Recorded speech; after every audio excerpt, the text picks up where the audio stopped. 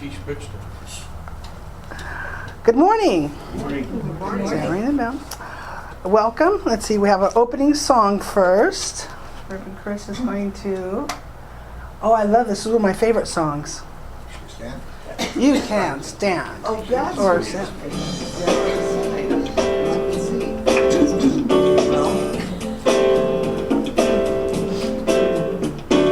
Thank you for this day, Spirit. Thank you for this day. Thank you for this day, Spirit. Thank you for this day. This healing, this healing, this healing day. This healing, this healing, this healing day. Thank you for this day, Spirit. Thank you for this day. Thank you for this day, Spirit. Thank you for this day. This healing, this healing, this healing day.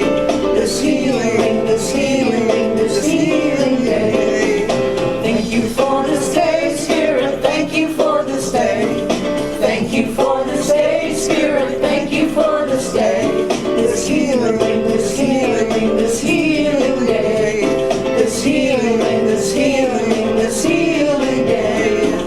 Thank you for my friends, Spirit. Thank you for my friends. Thank you for my friends, Spirit. Thank you for my friends. My wonderful, my wonderful, my wonderful friends. My wonderful, my wonderful, my wonderful friends. Thank you for my friends, Spirit. Thank you for my friends. Thank you for my friends, Spirit. Thank you for my friends. My wonderful, my wonderful, my wonderful friends. My wonderful, my wonderful, my wonderful friends. Thank you for my health, Spirit. Thank you for my health. Thank you for my health, Spirit. Thank you for my health. My radiant, my radiant, my radiant health. My radiant, my radiant, my radiant health. Thank you for my life, Spirit. Thank you for my life. Thank you for my life, Spirit. Thank you for my life. My glorious, my glorious, my glorious life. My glorious, my glorious, my glorious life.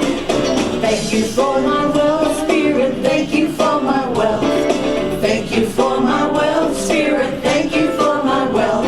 My opulent, my opulent, my opulent wealth. My opulent, my opulent, my opulent wealth. Thank you for this day, Spirit. Thank you for this day. Thank you for this day, Spirit. Thank you for this day. This healing, this healing, this healing day. This healing, this healing, this healing day. Thank you for this day, Spirit. Thank you. Oh, thank you. Thank you for this day, Spirit. I want to thank you. I want to thank you. Thank you for this day, Spirit. Every day I say thank you for this day. Wow, good. Yeah. I felt like I should have been in one of those disco cages hanging from the ceiling. We need one of those globes with the... Yeah.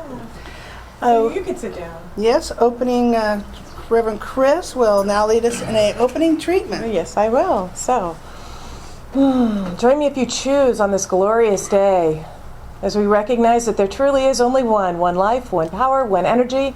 That life is my life right here and right now. And I know that what is true for me is true for everyone.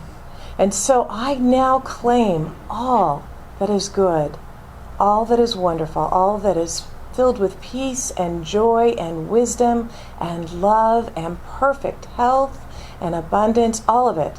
Because it's already been given and it's waiting for us to say yes. So I do that today. I say yes, and it is a wonderful feeling.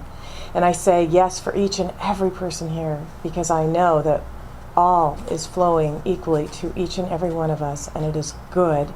And I give thanks that this is so, and I know that this next hour will be filled with so much joy and love and sharing as we come together. And I release this into the one mind, knowing it is already done. And together we say, and so it is. All right, now Suzanne's going to light our candles for us. So please join me as she lights each one, and we say, I am a point of quiet within the peace of spirit. I am a point of energy within the power of spirit. I am a point of affection within the love of spirit. I am a point of radiance within the light of spirit. I am a point of loveliness within the beauty of spirit. I am a point of pleasure within the joy of spirit. I am a point of knowing within the wisdom of spirit. Whatever spirit is, I am, for I am spirit, being me, and so it is. Then I always feel like we should be singing happy birthday to somebody. Does anybody have a birthday this month? Annie! Oh, Annie has a birthday this month. We Well, can sing happy birthday. let's sing happy birthday to Annie. Thank you. Okay. You want to sing? Yes. Good. Happy birthday to you. Happy birthday to you. Happy birthday, dear Annie. Happy birthday to you and many more. Thank you. Well, welcome. It's really, what God is is blessing you now. God is blessing you now. God is blessing you. Everything's wonderful, or something like that. God is blessing you now. That's Oh, I love wonderful. that. I've never heard that. That's fantastic. Incorporate that right into it. That's fantastic. Okay, welcome. Welcome to the Center for Spiritual Living Modesto. My name is Suzanne. Where's my name? You're on the selected reading part. Okay. See, here it is. See, there it is. There you go. There I am. Okay, and we're so glad you are here. This is an exclusive teaching that honors all teachings of truth. We offer tools for success, living based on solid spiritual principle. Wherever you are on your spiritual journey, you are welcome. Our vision for this center is celebrating the presence of Spirit in everyone. If you are interested in meeting like-minded people, growing spiritually, learning how the universal laws operate and how you can use them to create a more abundant, joyful, and prosperous life, you are in the right place. Okay, and we have announcements. Ooh, great. Okay, so we have the June and July Creative Thought magazines available for $3, and these are wonderful. Let's see, our theme for June is It's All Good in the Neighborhood. Mr. Rogers. Yeah. Mr. Rogers. Wonderful day in the neighborhood. Hey. You're welcome to join our book study on Tuesday evenings. We meet here at 6 p.m. The book, The Spontaneous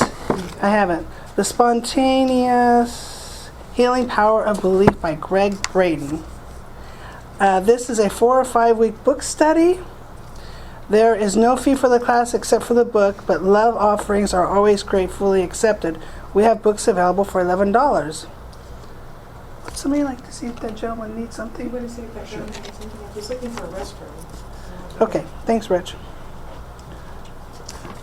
Okay, there's a sign up. There's a sign up at the table for our Adopt a Highway clean up Saturday, June 22nd. That's so there's a sign up sheet on the table. Or see Rich. He can help. Yep. And of course, join us after service for coffee and conversation. Thanks, Rich.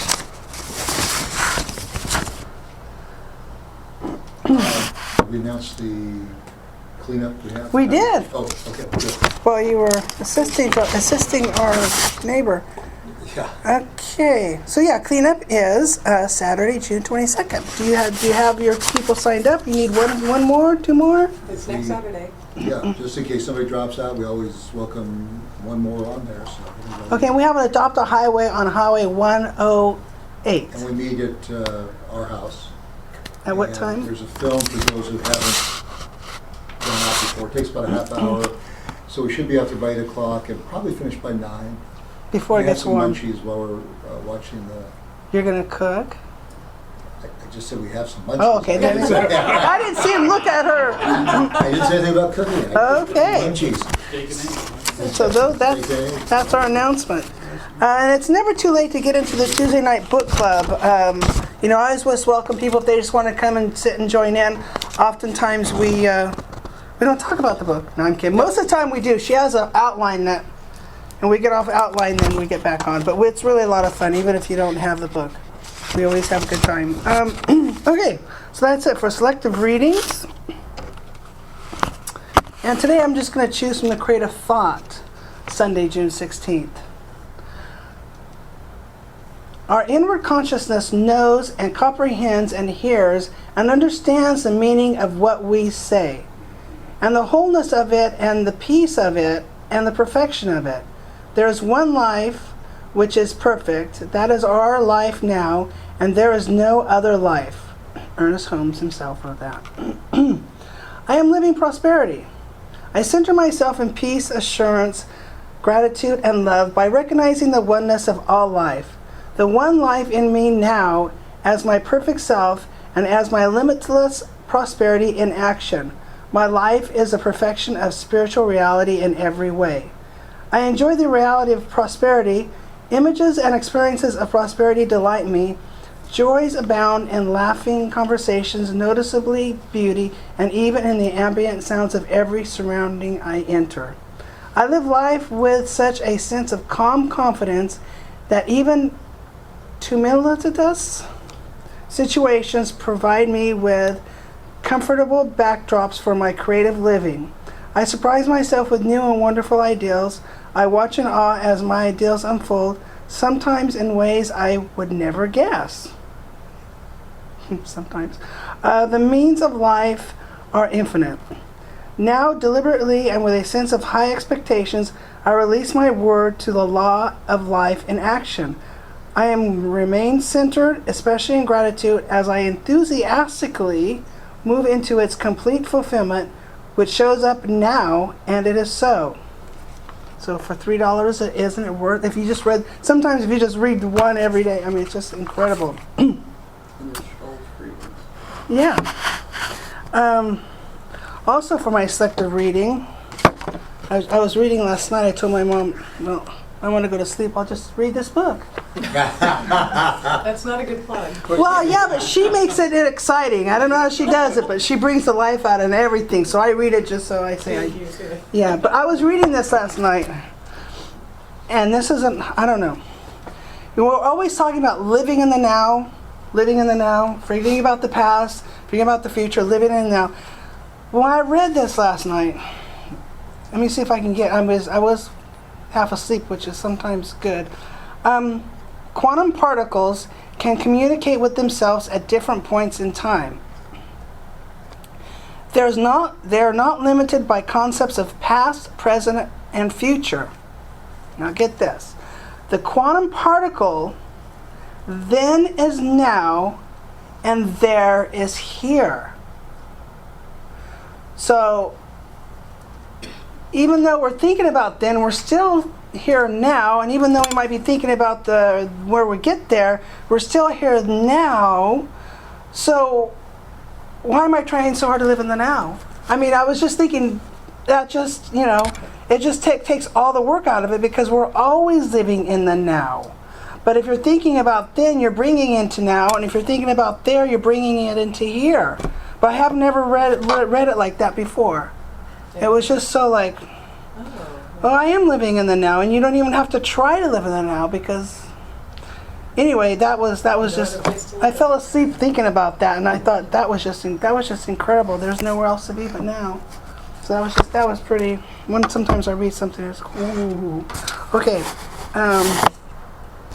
Namaste greetings. This is time for our Namaste meeting. If you read it together, and then we can greet our neighbors. I recognize. Namaste. Namaste. I honor the place in you which the universe dwells. I honor the place in you which is of love, of truth, of light, and of peace. When you are in that place with you, and I am in that place with me, we are one. Namaste. Say hello, everybody.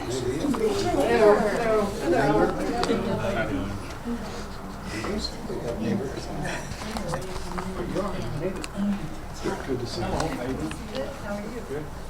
see you. Okay, so this is a time where we share. This is what I know, and I kind of started that off early with my aha last night. So if anybody has a demonstration this past week of the principles taught in religious science, I invite you to share. Does anybody have anything good, bad, or indifferent that happened last week? Oh, there's Dan. I had the pleasure of having my son stay with me for a week and a half. Wow. All right. And he's 13, and that's the most time I've spent with him in about a year. I've seen him every other weekend, but it always seems way short, But over the week and a half, I get to see him at different times during the day, catch his little moods, and that we all have. Personality, Dan. Personality. Well, he's 13. He's actually can actually have a sort of like adult conversations. He can keep up, a lot more than when he was 10 and 12, and certainly when he was 6 and 7, And he's growing up, and it was really exciting, I think on his part also, because while I'm understanding him, he's understanding me also. And we had some really cool conversations about stuff like that and other happenings, Wow. But I was really blessed to have him around for the week and a half. Awesome. And we had a great visit. Everything went fine, So I thank the Lord for that. And he'll be coming back for another couple weeks pretty soon. All right. Yay. And hopefully I'll be able to drag his little bottom down here once. That's okay. We understand. We know what Sundays are for when we're kids. My daughter went out to breakfast, was it yesterday? Yeah, yesterday. And who walks in to the same restaurant near her? All this Secret Service and Joe Biden. And her kids got pictures with him because he had breakfast there too. Oh, my. Wow. Wow. It's incredible. That's a great law of attraction, right? What town was that? Sunnyvale. Sunnyvale, wow. Wow, Rich? Oh, I would, You forgot now? no, I didn't, but You were going to make something up, weren't you? no. Is he kidding? No, a friend and business acquaintance called me and he asked me to do something. He said, "Tell me what you want me to pay you." And I really, this gentleman's done so much for me. I felt that I could do what he wanted without any remuneration. But I thought about it for a while, and then I threw out another proposal to him that I do it not only to his local business, but businesses elsewhere. And he So then you got a took job. me up on what I did, so I have a consulting job. But he's not right going to now. pay you for that. You have Oh, a he's going job. to pay me. Yes, Now you have a job. Now he's going to pay me. It's a hobby. It's a paid for You created a hobby. job. I It's a created a job. Paid for And we want some hobby. samples. Mother wants Well, okay. You'll have to go to the Galaxy opening night, huh? Yeah, when they have the beer and wine there, that's right. Good. Annie? I've been working on, the voice, inner voice saying negative things about my finances. And so I was working on an affirmation and I came up with, I make money, I work and I earn money, and almost immediately, within like 3 days, my daughter said, would you come up to my house and dog sit and I'll pay you. I earned $130. Yay! And then she says, I'm going on a trip the end of July, will you come for 3 or 4 weeks and I'll pay you? And I said, of course, because I love animals. Oh, I dog sit for my 2 neighbors, but that's sort of a favor. They take me to lunch once in a while. Anyway, I went, wow, that works. Lunch is money earned. Yeah, so I was real happy with that. And been treating for an air conditioner. I borrowed one from my daughter last year, and I was going to borrow it this time, but I kept treating. And my daughter called me about 3 days ago and said, I'm at Walmart, and there's one that's 8,000 BTUs for $199. I went, I want it. And she picked it up for me, and I had enough cash on hand, my emergency fund, and gave her the money, and I went, thank you, God. It was like, oh boy, I was about jumping up and down because I was going to have to borrow hers again, and I don't like hers. Yeah. A hose that hooks into the window, and it always comes loose. But anyway, better than nothing, honey. But Well, that's- I turn around, and I've got a brand new one sitting in my dining room in a box, and I called the handyman to come put it in. That's great, Annie. So it was like, I was determined to get one, but I thought by, August, which would have been the dog sitting, and I thought, okay. And then it just I guess I let it go and released it, and it just Universal like popped right in my lap. Well, yeah, no, that's a good example of thinking about what we want, not what we don't want. So instead of thinking about how you didn't have one, you didn't have one, you didn't have one, you thought about having one, you got what you thought about. Well, we had a few hot days about a week, 2 weeks ago or something, and really hot.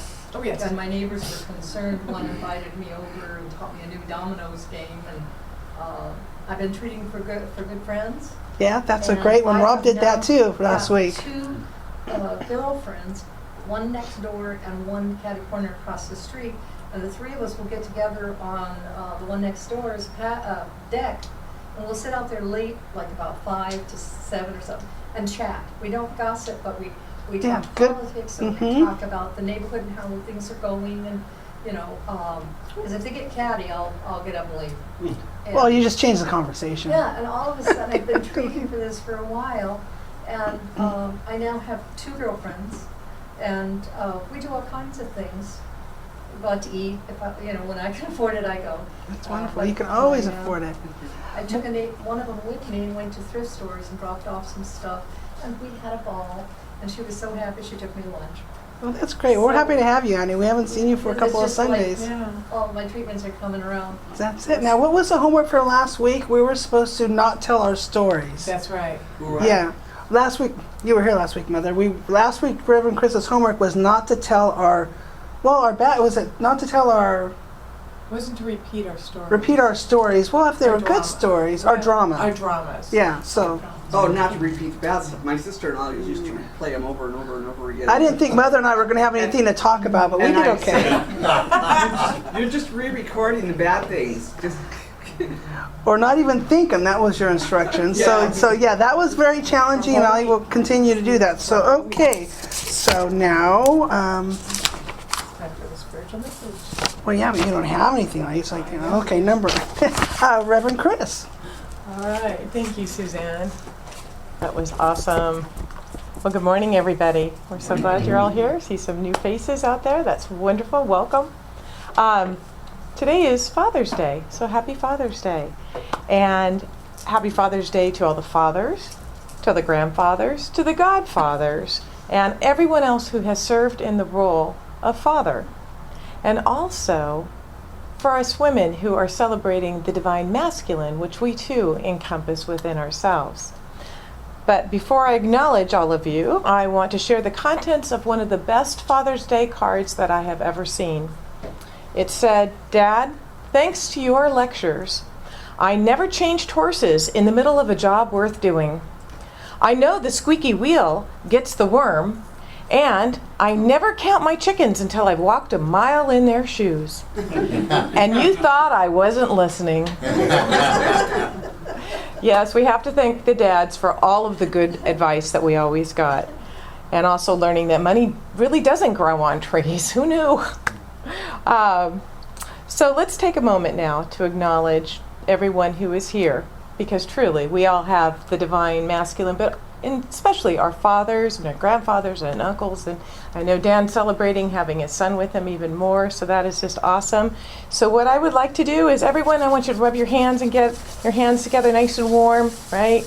And then I want you to extend the warmth and love out to everyone and repeat what I'm saying now. We honor you. We honor you. We thank you. We thank you. We celebrate you. We celebrate you. We appreciate you. We appreciate you. We love you. We love you. Happy Father's Day. Happy Father's Day. Yay! Awesome. That is so good. Okay. So, I love my iPad because it brings everything right to me. During this month of June, we're exploring the topic of It's All Good in the Neighborhood. And no, it's not a takeoff from Mr. Rogers. Just all good in the neighborhood. But have you ever noticed that on the way to our good, that change seems to be inevitable? You know, we think it'd be nice just to get from here to here without any of that messy change stuff. But why do you think that that's true? Why do we suppose that it's true? I think it's because Spirit is forever and ever desiring to express in greater and greater ways. And Spirit desires to be expressed more fully, more completely, and more wholly than it currently is. So we think we've got it okay where we are. We're pretty comfortable. But Spirit has a better idea, right? And because each of us have that spark of divinity within us at our core, because we all are God sparks, right? We want that also. We feel that divine urge, that divine desire that's always there bubbling. And whether we realize it or not, it is always there. There's always something in us that's urging us forward. In fact, in a little book of quotes from Ernest Holmes, it's Keys to Wisdom, it's just a little book that he has, he says, "We constantly discard old ideas and take on new and better ones." Well, think about that. Isn't that true? When you were a kid, didn't you have all these great ideas, but as you got older, you got new ones and better ones? I mean, you wanted that new shiny bike, but then, got a little older, you wanted that newer looking car. So, yeah, we discard them and take on new and better ones. The mind gives us no rest. That's true, especially at 2 a.m. The instinct urges us on, and the intuition draws us upward. Wow, that's pretty powerful. Then he also wrote, "The desire arises from the necessity of the universe to become self-expressed." So last week, we spoke about changes coming to us quickly and how to breathe into them. My, how things have changed, if you think about history, right? Thank goodness. Whew. That's a good mantra to have. My, how things have changed. Whew, thank goodness. Here's a few more things that I picked up from history and how they've changed for the good. So in the 1500s, they cooked in a big kettle that always hung over the fire, and every day they lit the fire and added things to the pot. They ate mostly vegetables and did not get much meat, leaving leftovers in the pot to get cold overnight and then start over the next day. Sometimes the stew had food in it that had been there for quite a while. Hence the rhyme, peas porridge hot, peas porridge cold, peas porridge in the pot 9 days old. You thought these things were just made up, but they're actually true stories. And sometimes, I know, I'm thinking, man, we leave something out for a couple of hours and we go, oh, we got to throw that out. That's no good anymore. I mean, you think about how these folks ate. They must have had stomachs of iron kettles or something. Okay, so sometimes these folks could obtain pork, which made them feel quite special. When visitors came over, they would hang up their bacon to show it off. Can you imagine? Now we hang up, I don't know, maybe some pretty flowers, or we put out a special vase, but no, they're hanging their bacon up to show it off.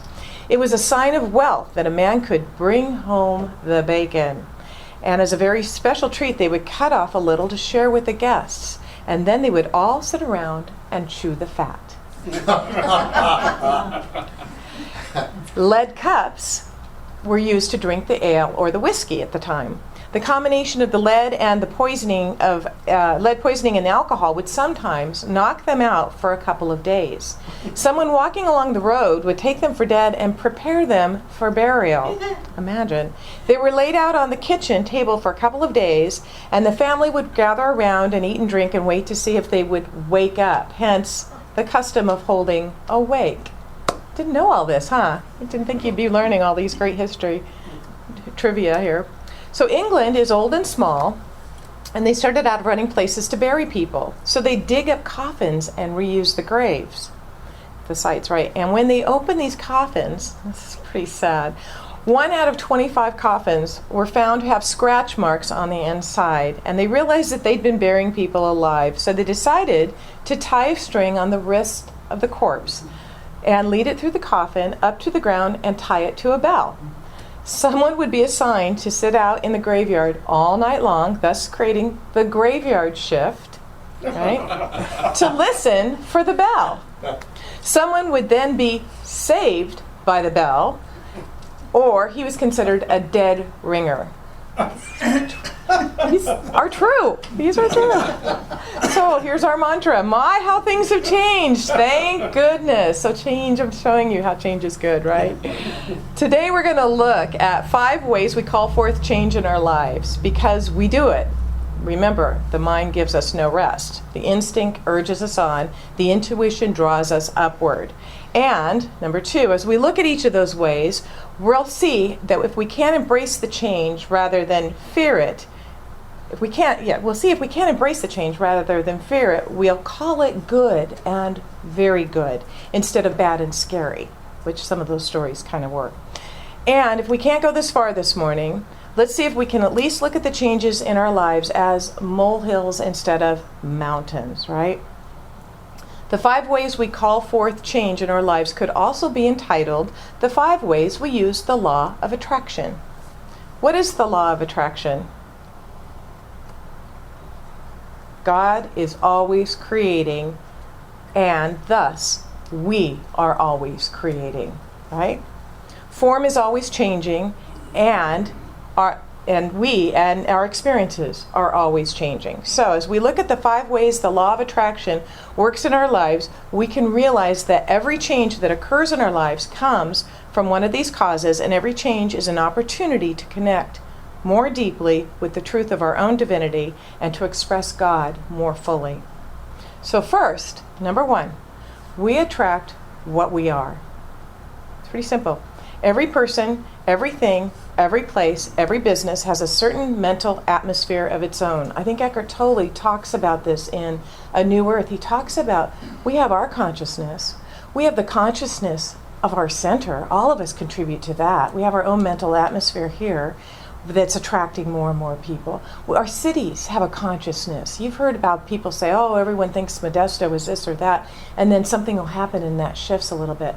Our country has a consciousness that is attracting things that happen here. Every country has a consciousness. So it's these little microcosms in the big scheme of things. And this atmosphere decides what is to be drawn to it. In the chapter of the law of attraction and the science of mind, and yes, in the science of mind textbook right here, there is a big chapter on the law of attraction. Okay, this is nothing new. You know, I know that Ernest was talking about all of this stuff and actually Troward too, and even beyond Jesus was talking about all of this long before Esther, Jerry Hicks, and Abraham made it a household name. But they're the ones who brought it in. A lot of their work has become very, very common, and people have heard about them. So this is what Ernest Holmes says in the Law of Attraction chapter.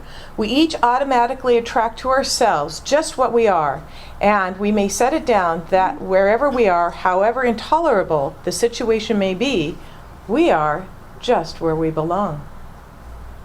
Maybe there's something we need to do before we can move out of that. And that may sound just a little bit harsh, and I don't really think he meant it to be, but he was a pretty straightforward talker.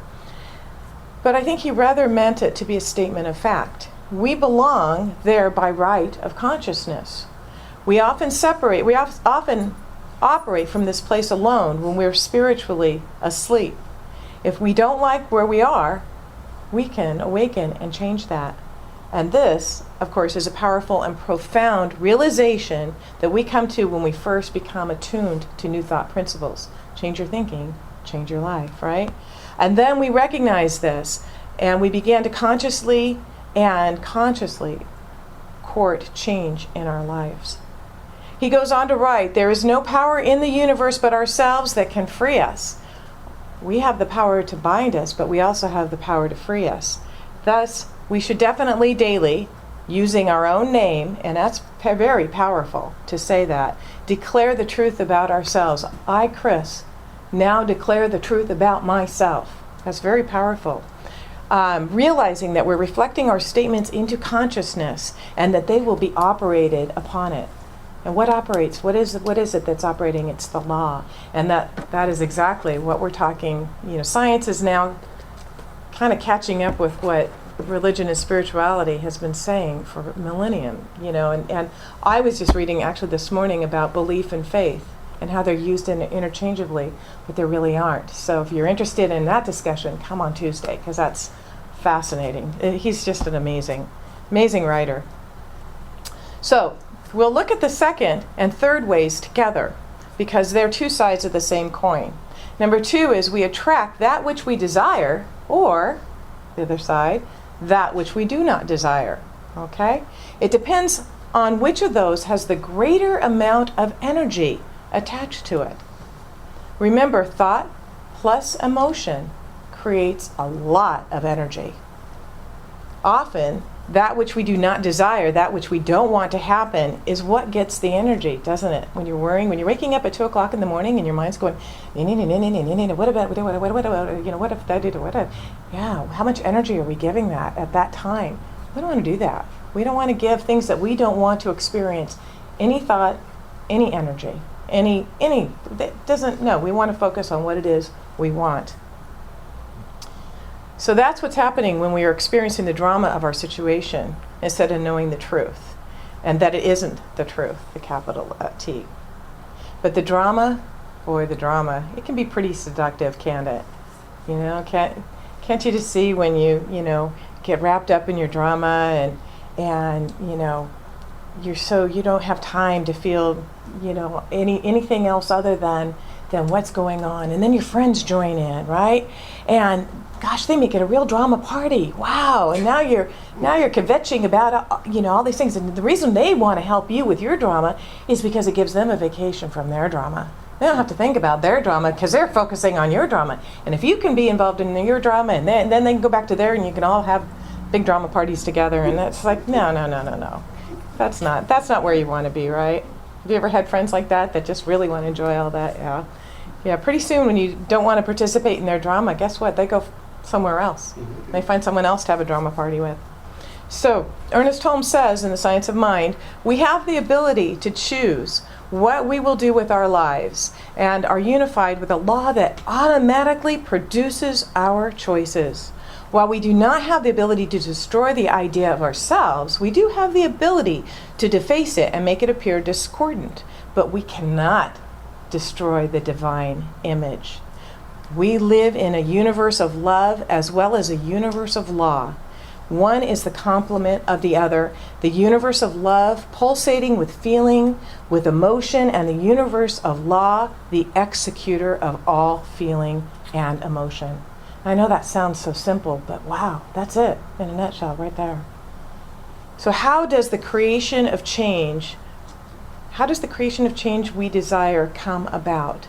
And here's Thomas Troward in the Edinburgh Lectures. First, the whole train of causation, change, is started by some emotion, which gives rise to desire. He goes on to list the steps of the decision-making change as emotion, which ignites desire. Then our internal judgment approves of the desire and initiates the will to direct the imagination to create a spiritual prototype, mental equivalent, and keeps the imagination centered on the mental equivalent, which then creates the spiritual nucleus that forces the law of attraction to demonstrate the finished creation. Okay, so Holmes took that and said, change your thinking, change your life. He just kind of condensed it all into that, but that was where he got that from Troward. Troward was talking about the law of attraction and how it works. So let's make the originating emotion, our originating emotion, where we start from. Point A, love. Let's start from love instead of fear. Whenever you feel fear creeping in, think, wow, I can choose love or I can choose fear. I'm choosing love. Even just the act of saying, I'm choosing to come from love is so very powerful. A love of a greater possibility rather than the fear of loss or change. When facing the unknown, that can be a really tall order, can't it? Really can, because boy, it seems like up until now, we've all been programmed to go straight to fear, straight to that feeling. It's our go-to feeling. Wow, something's changing. Oh my gosh, this can't be good. That's where we just automatically want to go. It's like the Monopoly game. You get that little card. Don't pass go. Go straight to fear. Do not pass go. Do not collect $200. Go to fear right now. Go. No, we're not going to play that game. It's, that's just one place on the board that we can't afford, the board of life, where we cannot afford to land. It just isn't going to serve us.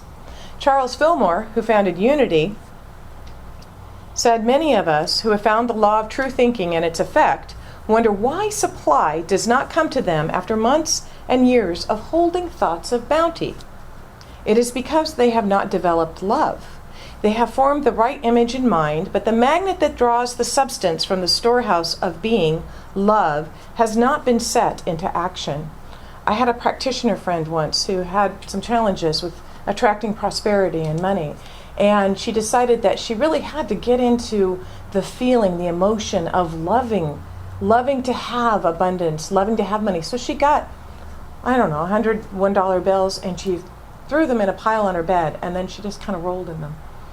She says, it felt really interesting, you know. So I'm just going to love this money and toss it up and just be one with it. And, you know, she was trying to develop a feeling of love towards that. I'm not sure if that ever helped her or not, but it was an idea. It is so important. It's really, really important that we come from love. Now let's move on to number 4. This is interesting. I attract that which has a healing for me. I attract that which has a healing for me. And this is so important. The divine spark within us wants us to express, sometimes pulls things into our experience to allow us to heal a false belief. And boy, we're getting into challenging our beliefs in this book too, so that spirit can shine forth more brightly. We often call those things our lessons. Wow, boy, that was a lesson. Some of us have to repeat those lessons 2, 3, 4, 5, 6, 7 more times. Others, we get it. Oh, wow, I got it. This is great. We do know that the universe first reaches out a hand. Here, learn this lesson gently. And then if we don't pay attention, it taps us on the shoulder. Hey, you're not listening. Learn this lesson now. And then it gives us a little shove from behind, and then finally it hits us on the head with a 2x4. Because anybody have that happen to you? It's like, okay, you're going to learn this. You're going to learn this one now. I know I have a daughter who was, pulled over and escaped a ticket, for rolling through a stop sign, and it worked as long as her daddy knew who the police people were in town. But then when she went away to school, it didn't work so well. So I was like, that 2x4. Shouldn't run through stop signs anymore. I won't mention any names. This is an example of how things will keep coming at you till you don't roll through stop sign. Not a good thing. Not a good thing. The author C.S. Lewis once pointed out, it may be hard for an egg to turn into a bird, but it's a jolly sight harder for it to fly while remaining in the egg. We cannot go on forever being just good eggs. We must hatch or go bad. Life is a process of growth. Greater expression of spirit requires change. We've all signed up for that. We've all said, I want more. I want to be aware. I want to be conscious, and there's no going back. Once you've said that, you've opened the doors, and we're ready. There is no such thing as a positive growth and greater expression without change. We must learn to be comfortable, at least to some degree, with change if we're to express greater freedom.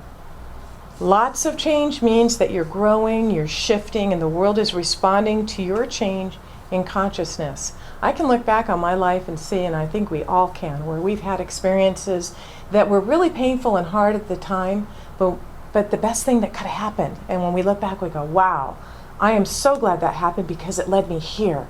And I got to meet you, and I got to meet you. And it's just amazing. It leads us into this real place of gratitude. So it's okay. We can relax. We can trust life. You can trust life. You can trust yourself, and you can trust spirit. You can trust God. Remember that no matter how great or extensive the outside change may be, the principle of God's life never changes. So don't be disturbed by changes in your affairs. Make the most of those changes by recognizing their purpose, which is to take you higher in spirit. You will never be called on to make change unless you're ready to make that change. Or as my spiritual mentor once told me, God will never give me more than I am capable of handling. We've heard that, haven't we? Let us not listen to the fears that want to crowd into our minds, but let us listen to spirit within that tells us that we're capable of doing whatever is needed. Let us remember that wherever we are, God is. Right where you are, God is. And God is good, and all is well. Wherever we are, so is the divine flow of life, of creativity. There is no spot where God is not. God is everywhere present, everywhere, all the time. So finally, I'm going to come to number 5. I attract that for which I have a healing to give. See, the first one was you needed a healing of a belief, but now you are the person that has the healing to give. And this is a true story. Kathy was hospitalized for the umpteenth time and feeling despondent over it. Why, God, she said again, why am I experiencing this? As she cried herself to sleep.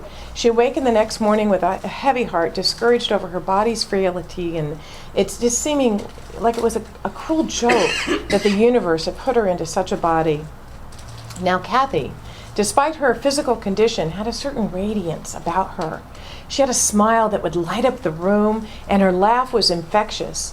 She'd been a student of the science of mind and New Thought for many years, and she'd even, even in her moments of despair, she knew in her soul that it was always good in her neighborhood, and this attitude seeped through all that she did. She stayed totally positive and totally in the space of love. But on the morning that she woke up discouraged, a nurse walked into her room and said to her, "You always have such a wonderful attitude. I'm wondering if you wouldn't mind going into the next room and talking to the patient. She could use a little bit of what you have." Kathy did just that, and in the course of the conversation with the person, she realized that she was living her calling to be a ray of light and hope to those experiencing long-term physical challenges and chronic pain.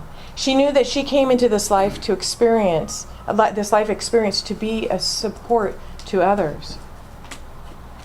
The interesting and, oh, how usual side note of the story is that shortly after Kathy had that realization, her physical condition dramatically improved, and she was sprung from the hospital with renewed health and vitality.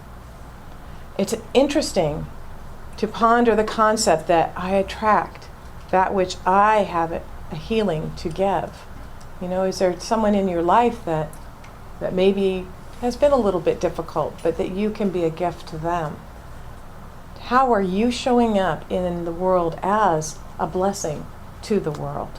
What is the healing you have to give? It can be something as, the person when you're checking out at the grocery store, asking how their day is going. It can be anything, any type of touch, any type of communication, asking a small child about their day. Maybe they haven't gotten any attention, spending time with your grandchildren and letting them know how loved they are.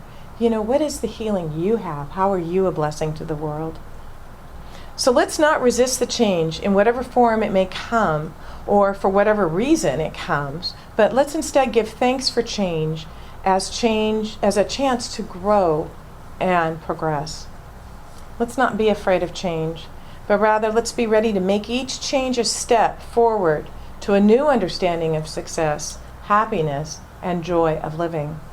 Let us know that we're grounded in the change by the changeless, because we know the consciousness, the changeless.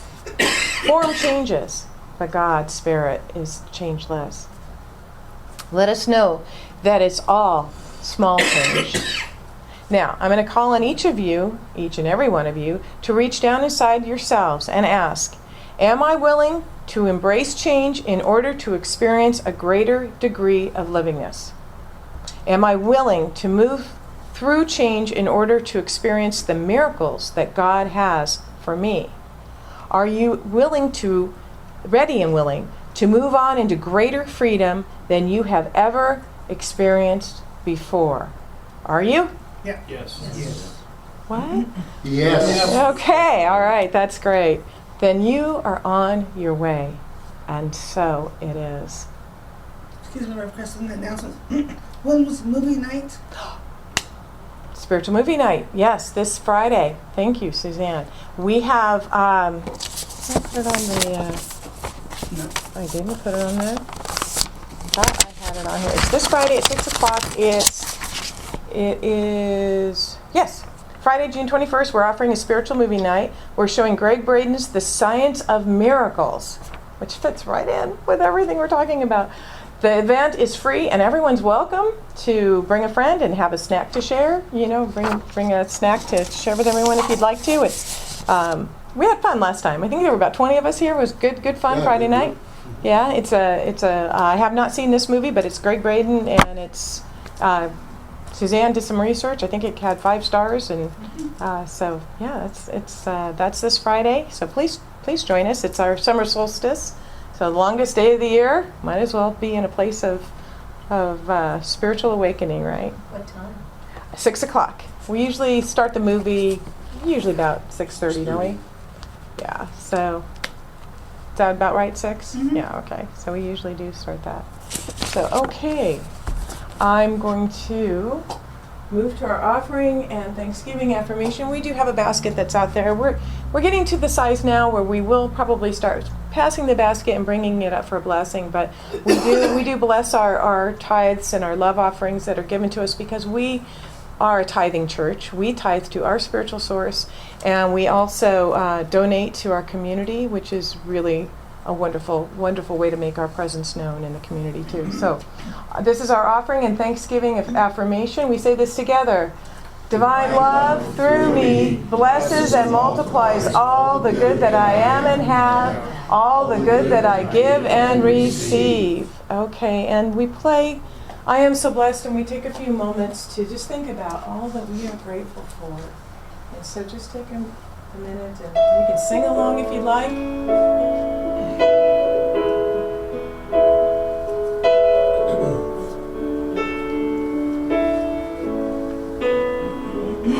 So blessed, I am so blessed, I am so grateful for all I have. I am so blessed, I am so blessed, I am so grateful, I am so blessed, I am so blessed, I am so blessed. I am so grateful for all that I have. I am so blessed. I am so blessed.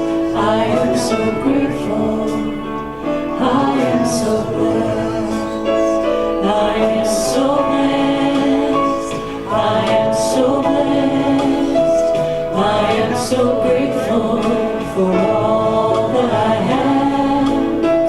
I am so blessed, I am so blessed, I am so grateful, I am so blessed, I am so blessed, I am so blessed, I am so grateful for all that I have.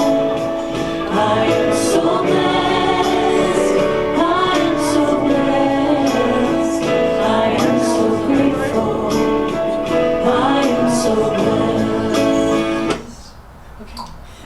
Suzanne, would you like to come?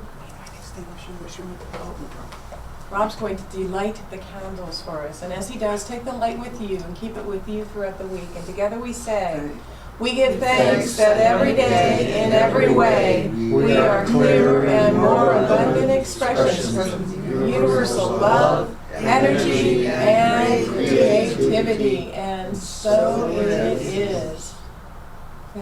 Whoops. This little light of mine. Thank you. All right. In our closing prayer, we say together, the light of God surrounds us, the love of God enfolds us, the power of God protects us, the presence of God watches over us. Wherever we are, God is, and all is well.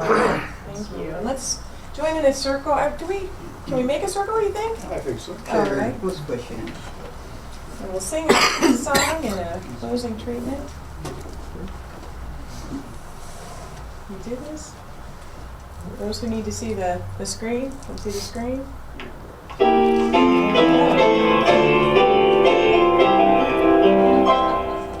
Yes, there is peace on earth, and yes, it begins with me.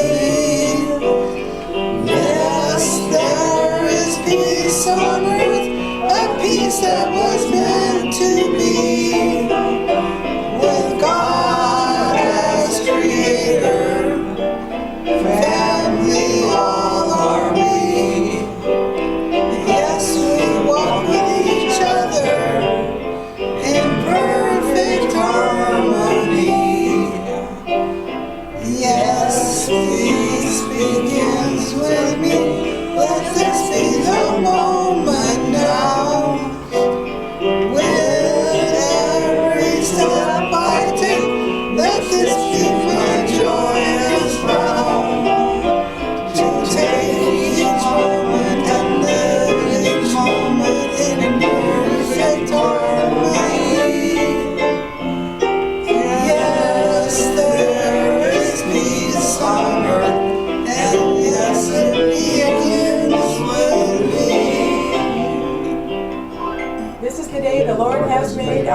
Rejoice and be glad in it, and so it is. And so we bring this Sunday celebration to a close, recognizing that there is truly only one, and that one expresses divinely in, as, and through me, and in and as, and through each and every person here. And so we acknowledge this, we recognize this, and we choose love. We choose love in all of our life affairs. We choose to come from love, and we choose to be love.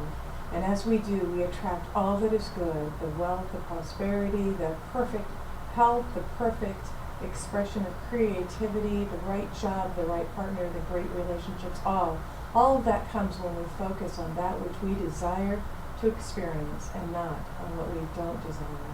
So we choose now consciously, and we keep our awareness at that level where spirit is always there, and it is good. So I give thanks for each and every father here. I give thanks for all those who have served in the role of father. I give thanks for each and every person who is now experiencing and celebrating their divine masculinity, which is the perfect partner to the divine feminine in each and every one of us, and it is good. And I release this into the one mind, knowing it is already done, and so it is. Please stay for coffee and cookies, and also we have a sign-up sheet or a sheet out there where you put your name and everything if you have it, so we can stay in touch. No, my daughter brought it home from Hawaii. The rich one. You're going to go home now? They're all rich. Poor thing. Well, no, this spring she took her family to